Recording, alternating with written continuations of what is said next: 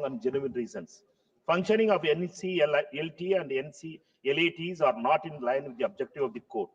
If you go through the record, anyone can easily notice that both are not providing judgments in time. The orders are getting reserved for 6 to 8 months together for silly reasons like non-availability of stenographers, server issues, and public money is being wasted. I want to ask the Honorable Minister whether the government is aware how many judgments are on hold.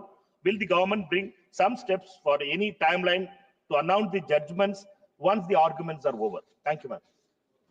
अध्यक्ष महोदय, वैसे ये question NCLT को लेकर के है, लेकिन इसमें कुछ पार्ट आईबीसी को लेकर के भी है।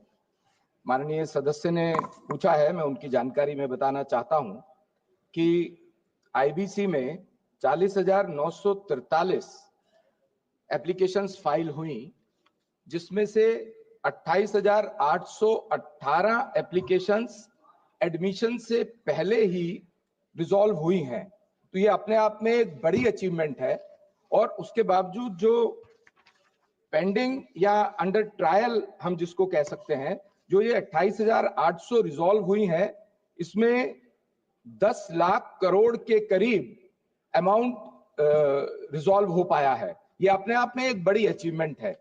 इसके साथ साथ इसमें 1119 रेजोल्यूशन पे गए हैं, क्योंकि आईबीसी का कोर्ट का डेटरेंट ऐसा है कि यहां पर ठीक से निर्णय हो पाते हैं। इस कारण से 28,000 रिजॉल्व एडमिशन से पहले हो पाई। जो ये फिगर है कि ये इंसॉल्वेंसी की तरफ 2707 एप्लीकेशन गई है, क्योंकि वो पहले रिजॉल्व हो जाती हैं। इस कारण से उसके रिजोल्यूशन पे भी 1119 रिजॉल्व हो पाई हैं।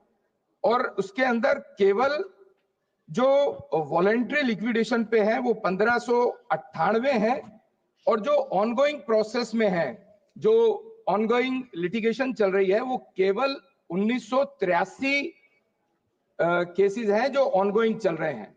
तो total number of cases admitted in IBC under IBC is 8175 only.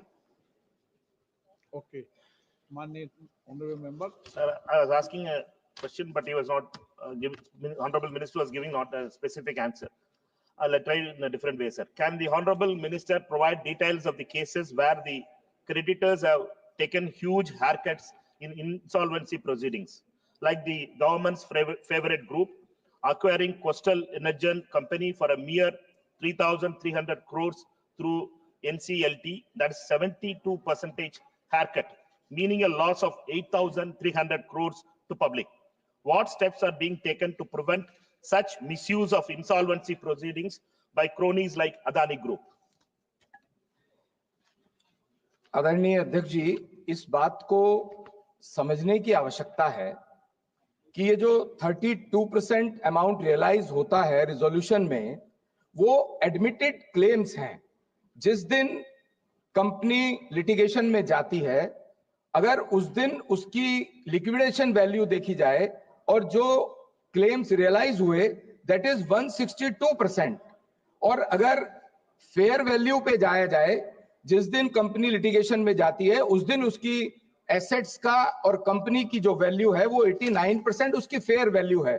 So it has to be looked into in this perspective also, that 32% the haircut you are asking is respected sir, only 32% is of the admitted claims.